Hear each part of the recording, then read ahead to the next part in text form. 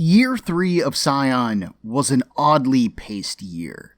Mars started us off exploring what the book would look like without Bron as a constant looming threat, how the world would change with the Underground solidified as a world power now on the Sanctuary Isle, and he set about challenging Ethan and Ashley's relationship, separating them from their families, and facing these challenges together as a couple.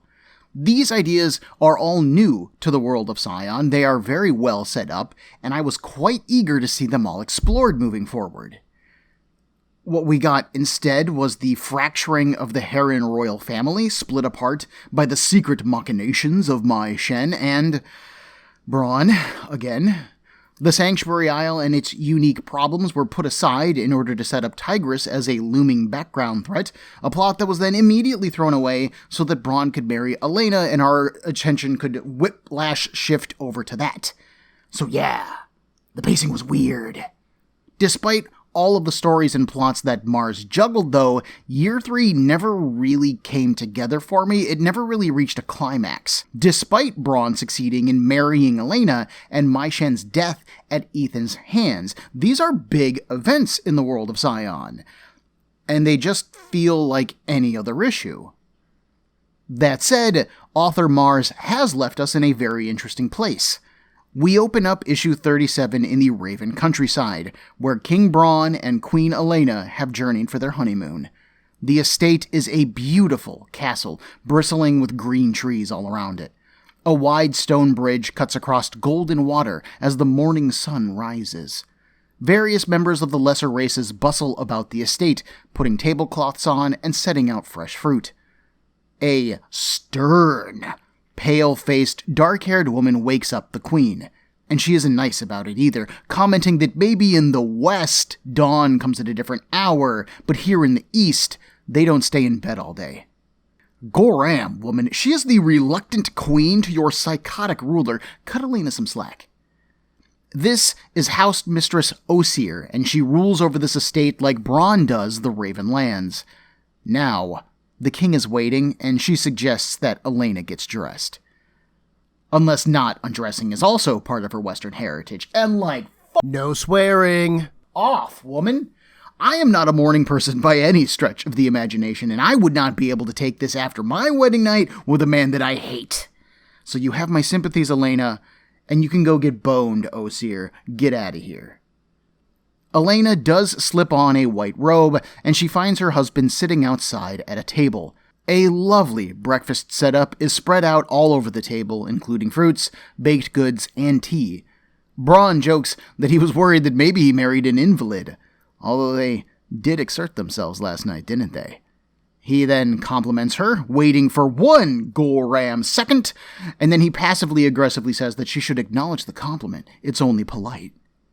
Very quietly and diplomatically, Ylena says thank you. She picks something off of her plate and starts to nibble at it. Bron leads in, pleased to see that she seems to like Eastern cuisine. Yes, well, herons can stomach almost anything, Ylena says backhandedly.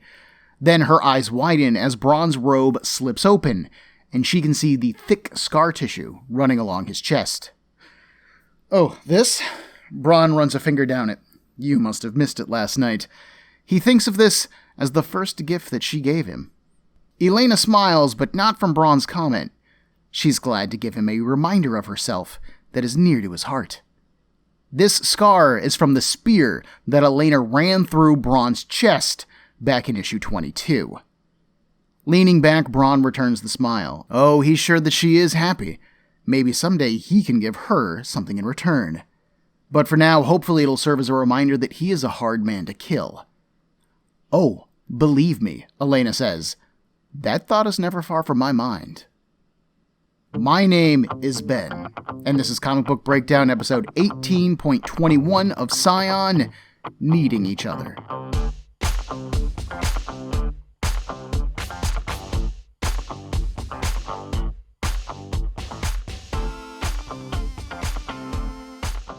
Jim Fern is back as the penciler for this issue, teamed up with inker Chris Gardner and colorist Eric Guerrero.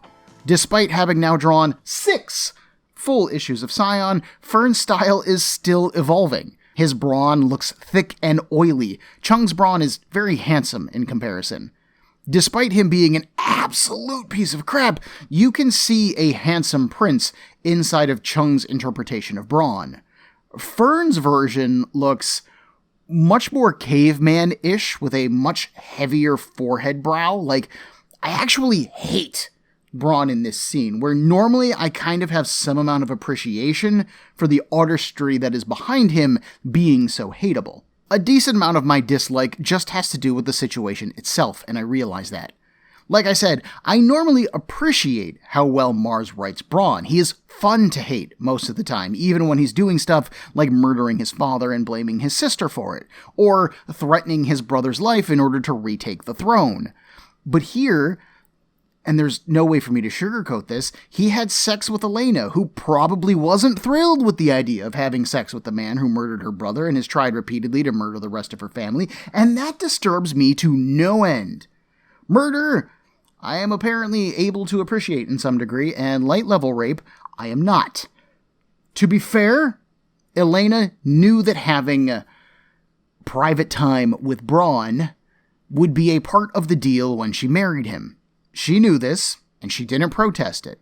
And from a writing perspective, it is great that Ron Mars is able to draw such a vehement reaction from me. After all, Bron is our villain. He is supposed to do bad things, and we are supposed to hate him for them. To that end, this scene does work incredibly well. I super appreciate the history behind Bron's scar, by the way.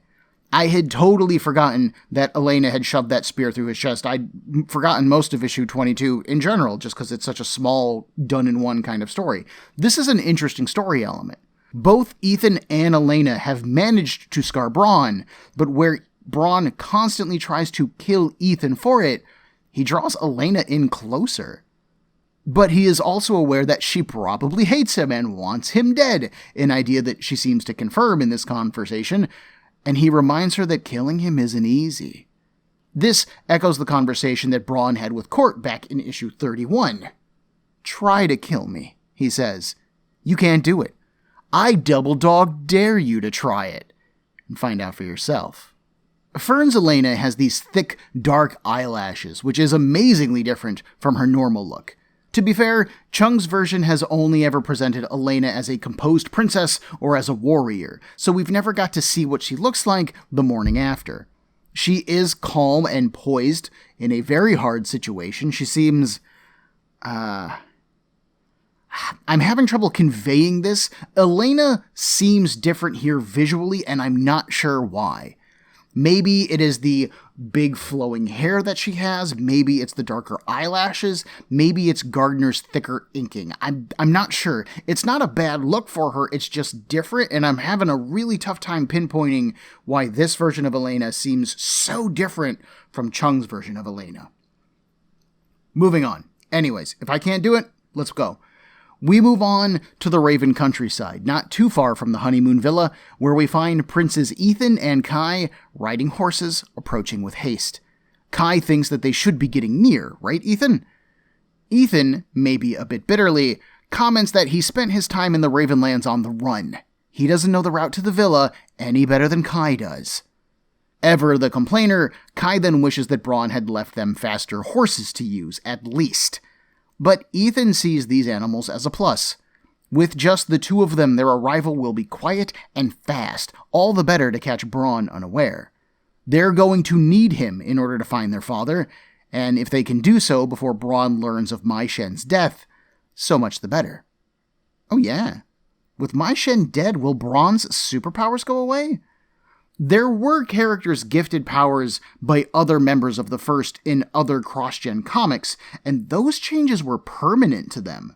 But A, we don't know that in this Scion-only read-through, and B, that doesn't mean that Mai Shen wanted Bron to be able to act independently. If anything, it would make more sense that she would grant him a limited portion of power, forcing him to be dependent on her, and then his powers would fade over time. Huh. I hadn't thought about that at all. Oh, and that's some nicely paced recap exposition. Literally 2 panels, and we are done. The boys sound oddly formal in their discussion. Their voices sound just a little bit off, but this is pretty well executed otherwise. They approach a guardhouse gate that sits before a long suspension bridge, their only way forward. These guards will probably not be too thrilled to see them. Ethan jokes that the kingdoms are at peace now, brother. Surely they can pass by in good faith. And of course they can't. 4 men dressed in armor and armed with spears bar their way. "The king may have married their sister," the leader says, "but that doesn't give the Herons any sway here." Ethan tries to play nice, warning them to let them pass unmolested. But more men pour out of the guardhouse. The guardsman stabs forward, angry at Ethan's passive threat. The princes are just about to draw their swords, and draw some blood, when Prince Court interrupts, stopping this fight with a simple "enough." The guardsmen drop to their knees, begging for his forgiveness. Court says that he could have them all put to death. But he won't. He's going to need men who are loyal in the coming days, so you better remember who spared you. Court then reminds the Heron brothers that while their anxiousness in this situation is appreciated and understandable, they shouldn't be rushing ahead of the column precisely because of situations like this. He has offered them his help, and they would be wise to use it. We then get some standard Heron versus Raven we hate Bron style bickering between both of the parties, but they end up moving the scene forward in order to confront Bron. While Fern's rendition of, well, all of our main cast isn't my favorite rendition, I do have to admit that I really like his court. Cheung's court looked very young, although it was nice that he looked like a younger version of his father, King Victor. But Fern's version feels much more adult, more serious, like he grew up a little bit during his time as king, and that's why he is willing to push forward with this alliance, where before he wouldn't have been willing to. Again, it's just a very subtle change to the character and the way that he's being presented visually, but I really like it. I also think that the coloring on this scene in particular looks great.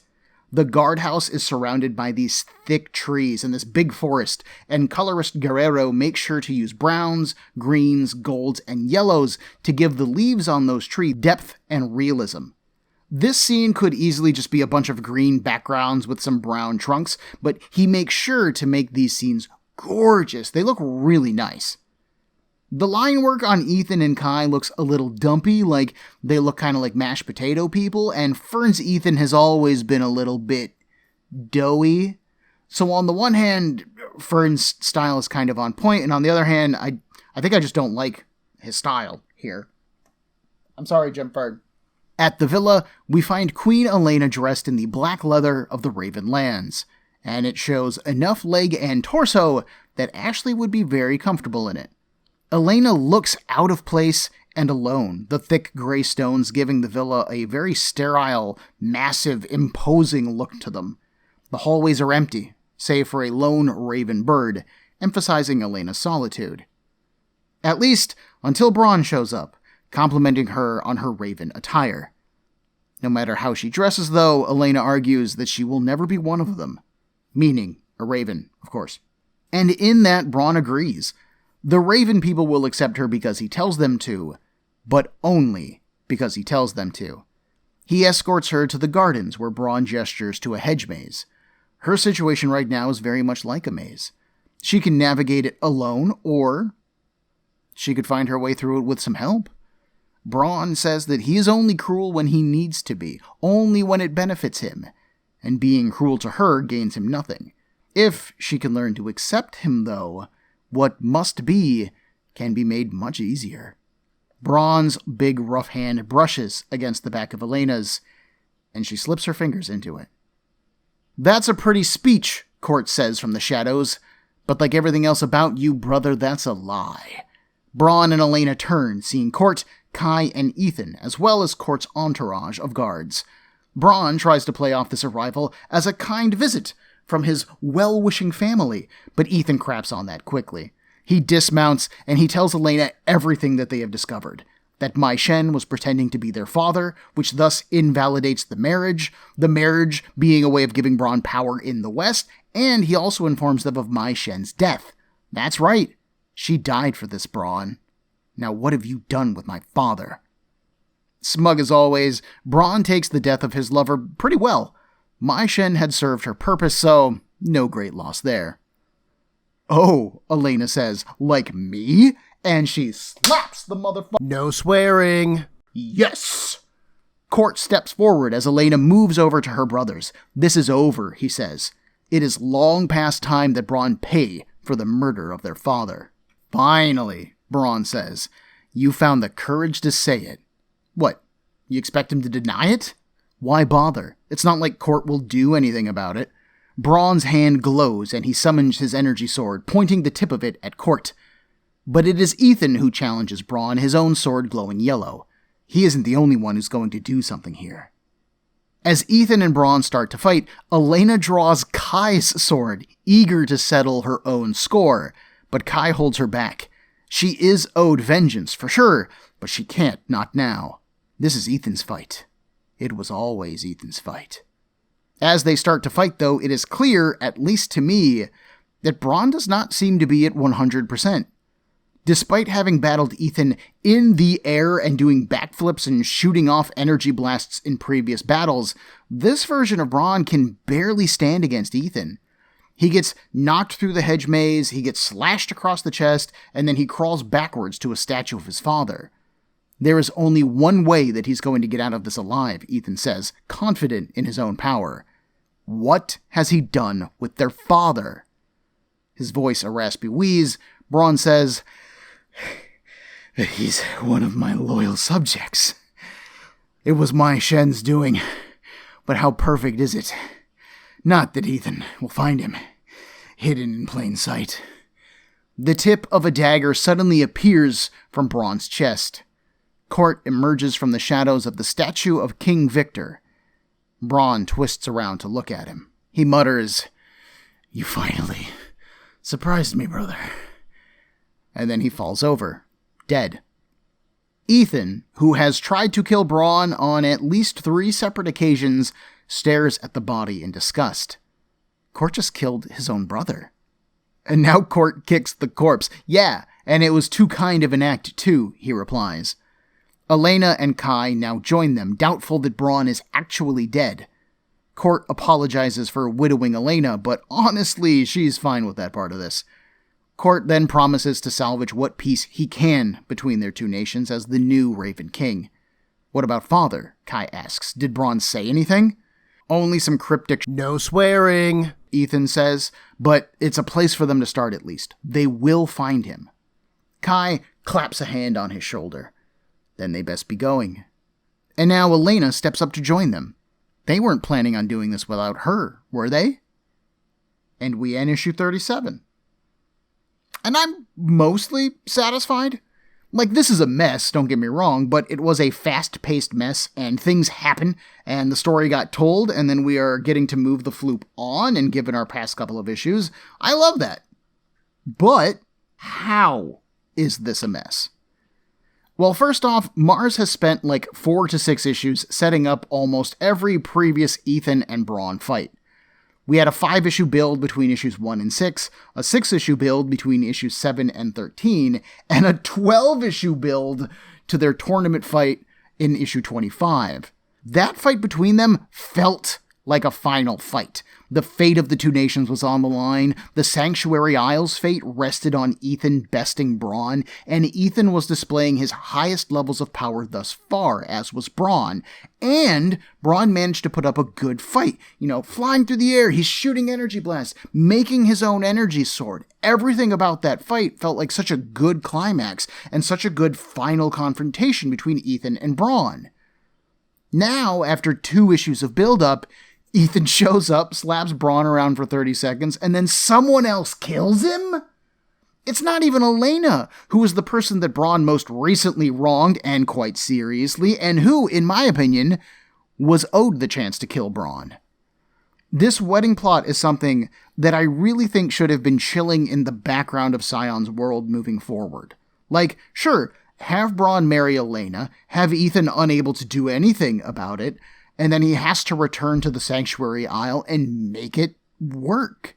We could have bounced back and forth to Ylena, who is doing her best to control Bron, and maybe support the Underground while she's co-ruling the Eastern Nation, and maybe you could even do something where she allies with Court against Bron. There's just so much potential there, and then you would bounce back to Ethan, who has to take care of the Sanctuary Isle and prepare for an invasion and deal with his own girlfriend, while sitting there going, my sister is married to the man who killed my brother. What can I do? I can't do anything because my responsibilities here are more important. The whole series up to this point has been about Ethan choosing to help the Sanctuary Isle over his family, and then suddenly with this arc we've just reversed course? Why? And I understand why. It's his sister. It's so home. It's like it hits home. So again, I'm getting upset. I'm totally off script here. I'm just kind of ranting because that's how much this upsets me. Like, ha! Okay. So instead of any of that, Ylena gets her vengeance stolen by Court. Court is the one who does the final blow, and on the one hand, I can really appreciate that Court is avenging his father, and again, out of those two brothers, Court kind of resembles King Victor. Bron didn't look like his father at all. So on the one hand, I really like that Court gets the win here, but Court is also the one character in this cast that I am the least invested in. So why would we give him this win? After all, Court has spent most of this time just being the least sucky of the two Raven brothers. He still participated in the hunting of Nock. He has still advocated for the slavery of the lesser races. He did nothing to try and clear Ashley's name when he was king of the Raven Nation. Like, don't get me wrong, Court is doing better here than he was, but this doesn't feel like a moment of growth for Court at all because we've gotten barely any time with him. Sure, he gets his throne back, but it feels more like Bron's own quest for power just in his younger brother. And if that's the case, if the idea here is to show that maybe the Raven men are just dudes who really like power and they're willing to kill family members to do it, then you need to make Court seem more sinister. Court's just not well-rounded enough of a character to carry this kind of plot. And then, even ignoring this stuff with Court, you have the fact that Ethan is able to defeat his greatest nemesis in like 5 minutes. Like, we had an entire issue of these two dudes going at it, and again, doing DBZ-style attacks, slashing each other with swords, just so much over-the-top action in issue 26, and then we get this, and it's like a 3-page fight? Did Bron just quit? Like, did he not recover from the damage that Ethan did to him in their last fight? I don't know, and it's not explained, and it's not intimated at all. Ugh, this is such a frustrating fight scene for me here. Ugh, talk about Bron going out with a whimper instead of a bang. So, yeah, this issue, to me, is a mess. But it is a mess of forward progress, which is something that I always appreciate in my storytelling. At the very least, if things are going to be crappy, let's move forward so things can get better. There is a special thanks at the end of the issue to Scott Scion on the credits page that I'm not sure about.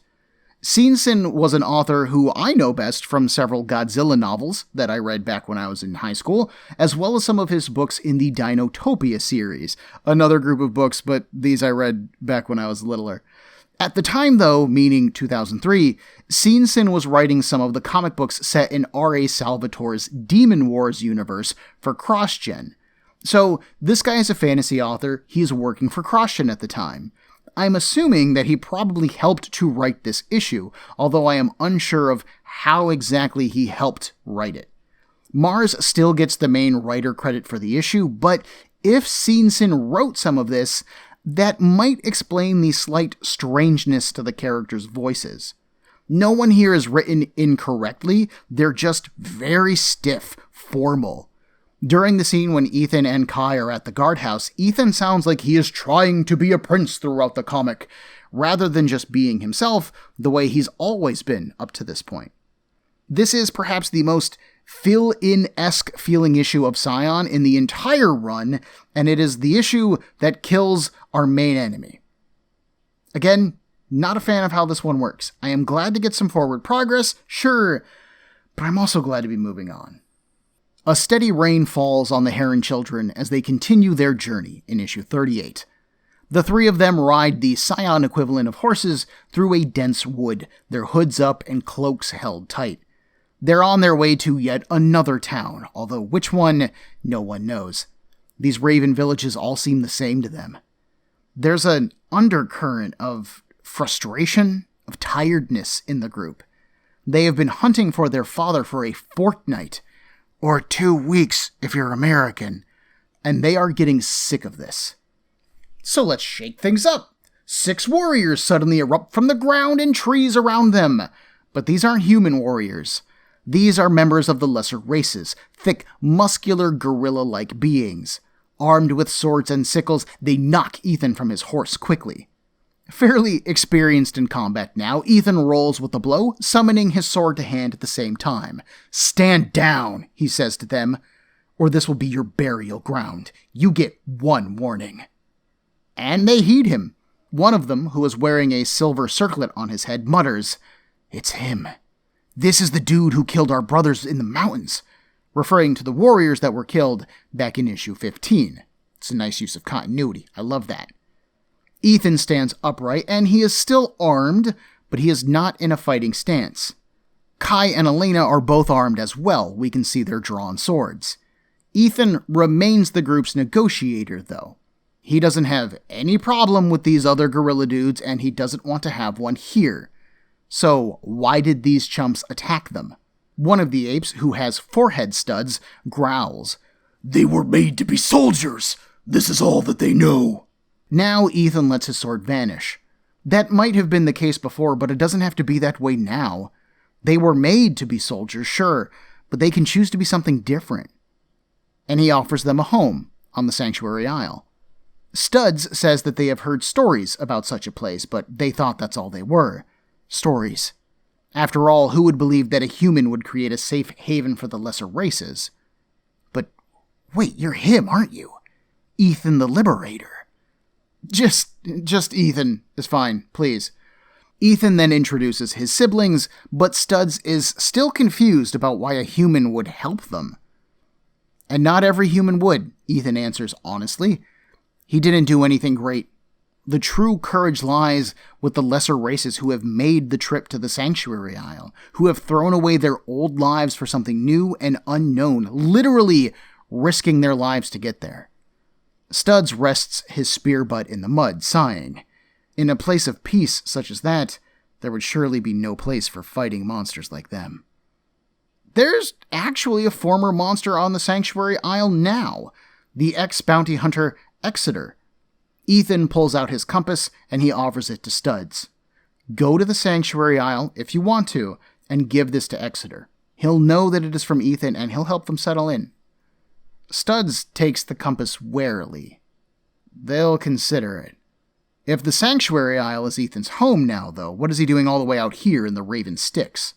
Ethan explains about their father and how they're trying to do this quest quietly, given all of the recent political upheaval surrounding the two nations. Well, Studs wishes the Herons luck. There is a small town not too far away, but they're not going to find much there. Ethan mounts his horse and thanks them. Maybe they'll meet again. As they leave, Studs examines the compass. Maybe they will. I like all of this.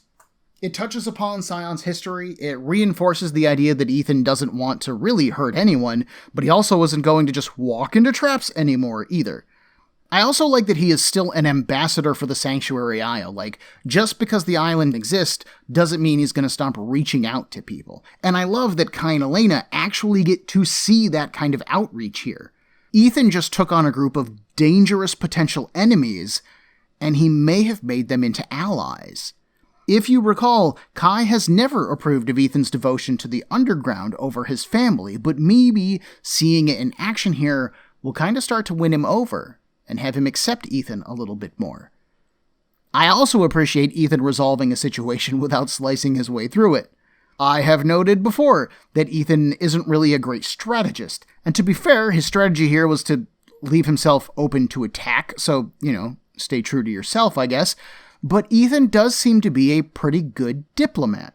It's nice to see his more intellectual side emphasized after so much panicked running about the past couple of issues, searching for answers to tough problems and kind of finding none. Oh, And we have Jim Cheung and Jason Keith back on art chores, so Still swearing. yeah. No Hillsman II on inks, though. Instead, we have Scott Elmer and Jennifer Cross, who do a very good job. The inking looks like Hillsman II's work, so they do a good job of stepping in here fairly seamlessly.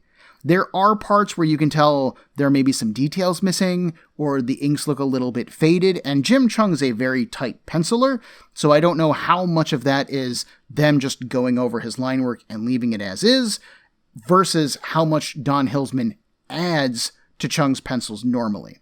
Again, this is very seamless looking to me. When I was actually writing about the comic to begin with, I had given Don Hillsman II credit for inking the book, and it was only when I reached the credit page and I was scanning for Scott Sienson's name again that I noticed that Hillsman II wasn't on there. So, credit where it's due, this is Scott Elmer and Jennifer Cross, and you guys do an excellent job on this issue.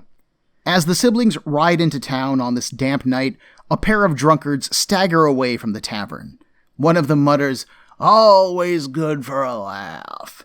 And while I don't know for a fact if that is a reference to the tavern scene in Disney's animated Beauty and the Beast movie, crazy old Maurice, he's always good for a laugh. I sure like to think that it is. The siblings keep chatting, having switched over to the dangers of the invasion from Tigris.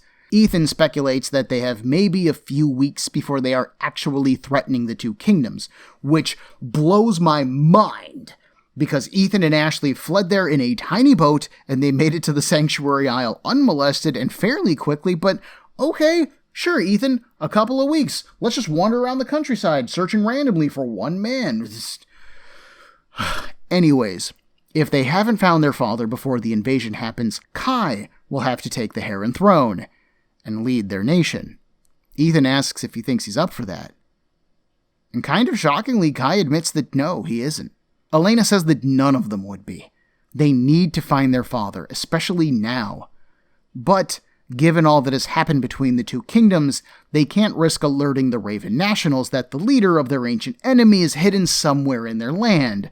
So they have to keep quiet about this mission, and just kinda ask around for a random dude matching their father's description at bars. So good luck. The Heron siblings approach the local tavern just as the door opens. Light spills out into the night, and so does a drunken body. Two muscular tavern workers chuck this guy out, saying that if he doesn't have money, then he doesn't get drinks. I don't know why I give everybody a New York accent. It's fine. The man face plants into a puddle. As he struggles up, we can weakly hear him say that he needs to drink because he can't remember what he forgot. This is Floop and King Dane, isn't it? Same brown hair, but white at the temples. Same kind of beard. Same basic build. He's forgotten who he was. Myshen and Bron hinted that Dane had lost himself.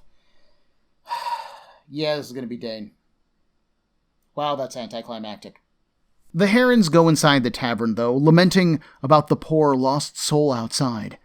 Ylena goes to the bar and she sets down a coin, asking if the barkeep has seen a man who matches her father's description. You know, Caucasian brown hair, paunch around the middle. The barkeep scoffs. She just described half the men in this tavern. Now, if she wants a drink, she's gonna have to pay, 'cause otherwise, this ain't no charity house, baby. Good times out in the Raven Sticks. What a welcoming bunch of people. And oh, look, it gets worse. A very bold man drapes an arm around Elena's shoulder. You know, if she's looking for a man, she's found one. Kai rolls his eyes. We've got another one. Ethan keeps him from helping Ylena, though. She's still working through some issues. Ylena replies that she is married, and yeah, okay. But this guy isn't interested in marriage. He's only interested in... Ylena punches him in the face, laying him out on the floor. Her angry eyes then scan over the tavern. Anyone else? With all the attention now on her, one of these nationals finally recognizes Ylena. She's the Heron princess who married King Bron. Before he can say any more, though, a blade appears at his throat. Welcome back to Threatening Throats, Kai. The Herons have their swords out, and they back out of the tavern, not looking for any further trouble. Just forget that they were even here, everybody. Have a good night. As they walk away from the bar, disappointed in their failure, they spot the old drunk from earlier rummaging through one of the packs on their horses. Ethan sighs. Come on, old man. There's nothing for you in there. He touches the man's shoulder and he turns, quietly telling this young man to leave him alone. This is the first good look at this guy's face that we have gotten, and Ethan is shocked because this is his father. What? Kai and Ylena see it too. But the old man, not recognizing them, bolts for it. Ethan quickly runs him down, tackling him to the ground, and the old man begs Ethan not to hurt him. Of course I won't hurt you, Ethan says incredulously. Don't you recognize me? I'm your son. The old man stops fighting him, but he is still scared and confused. Remember him, he asks. How could he remember this guy when he can't even remember who he is? And now Ethan gets it. As his siblings arrive, Ethan explains that Mai Shen must have wiped their father's memory somehow, which I find kind of hard to accept as a believable thing in the world of Scion. Like, we haven't seen telepathy at all outside of, I guess, Mai Shen, and even then, Mai Shen hasn't really used telepathy in this. Other members of the First have used telepathy. It could be an inborn ability and not a natural talent. It's just, I can't believe they just immediately go to, he must have had his mind wiped. But, I mean, I guess we're living in a world of genetically engineered dragons, so what do I know? This is what Bron and Mai Shen's cryptic hints meant, Ethan says. Even from beyond the grave, they taunt the Heron children. The old man starts to get up, eyeing these newcomers carefully. But who are they? Why are they bothering him? Ethan reaches out a hand, offering it to the old man. They just want to help him. Please, let us. The man pauses for a moment, unsure, and then he takes Ethan's hand. Why did he call him father? Ethan then explains what is going on to Dane, who apparently isn't just amnesic, but also very slow on the uptake when he's been listening to the conversation that these three kids have been having. So they explain, not only do you have 3 kids that you don't remember, but, positive, you're a king too. The kids kneel and they clasp their hands before them, bowing before him. Please, they say, let us take you home. And he does. And if I were a homeless amnesiac who had just been stealing drinks and whatever I could find from random travelers, so would I. Like, this dude is clearly Dane, so mission accomplished in spirit, I suppose. But he's also somebody completely different now, right? He is being handed the keys to a kingdom in complete and utter good faith right before there's an invasion happening. That is going to be one hell of a trial by fire. We cut to the Heron lands, where we see Dane dressed in his royal clothing, looking pretty dapper for a guy who was sleeping in the mud the other day. Queen Mariella is relieved to see him again, although she doesn't understand why the children insisted that she wait until he was presentable. She rushes into his arms, so relieved to have him back. And Dane pushes her back. He's sorry to say it, but he doesn't remember her. He doesn't remember anything. The queen takes a deep breath, and she nods. That's okay. They're going to be fine. They'll get through this. Below the balcony where their parents are reunited, we find Ethan, Kai, and Ylena. They're unsettled by all of this. Because yeah, but this is the way that it has to be. With an invasion coming, the kingdom can't afford to lose their king and then panic. Having Dane pretend to be king while he recovers was their mother's idea, and they're going to have to stick to it. Hopefully Dane can relearn who he was before the invasion happens. Ethan then excuses himself. The Sanctuary Island needs to prepare for the invasion too, and that means he needs to go. Kai and Ylena both wish him well, and I have to admit, it is so nice to see Kai and Ethan clasp hands and not throw hands. No matter what happens next, they'll be needing each other. This is a pretty solid standalone issue.